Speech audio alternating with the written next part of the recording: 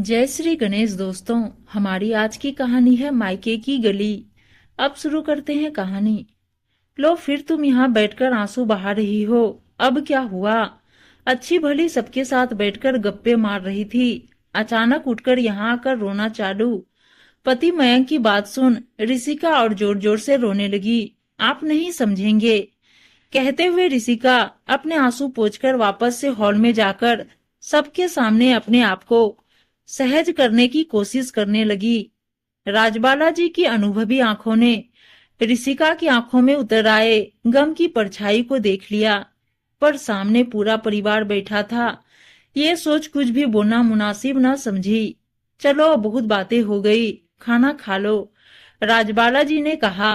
ऋषिका रसोई में जाकर पूरियां तलने लगी और राजबाला जी ने अपनी बेटी से कहा, खाना ले जाकर बाहर मेज पर रख दो, बहू मायके की याद आ रही। राजबाला जी फुसफुसाते हुए ऋषिका से पूछी, नहीं तो, कहकर ऋषिका पूरियां तलने लगी। खाना खाकर सारे लोग चले गए। ऋषिका रसोई समेट रही थी, तभी राजबाला जी रसोई में आई। बहू, जानती हूँ राखी है, तुम्हें भी अपने भाई की याद आ रही होगी। चाहो तो चली जाओ, कौन सा बहुत दूर है मायके, 3-4 घंटे में पहुंच जाओगी। राजबाला जी प्यार से बोली, माँ आप ये बात कह रही हैं, आप तो जानती हैं ना, हमने कब से उनसे सारे संबंध तोड़ लिए थे। मेरे मायके की गली कब की छूट गई। ऋषिका रोते हुए बोली, किसने कहा गली छूट गई, बस थोड़ी सी नासमझी थी, अब सब कुछ ठीक हो गया है। दीदी, अचानक से ऋषभ की आवाज कानों में पड़ी तो ऋषिका को यूं लगा जैसे बचपन वाला भाई बोल रहा हो, पर वो यहाँ कहाँ, नजरअंदाज कर काम में लगी रही।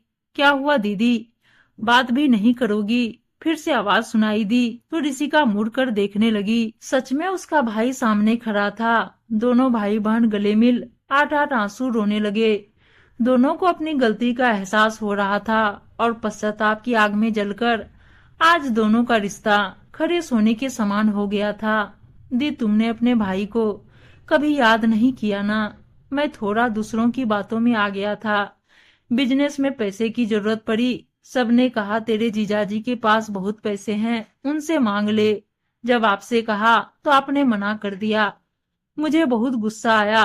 माता पिता के बाद आप ही तो सब कुछ थी मेरी, और आपने भी मदद नहीं की।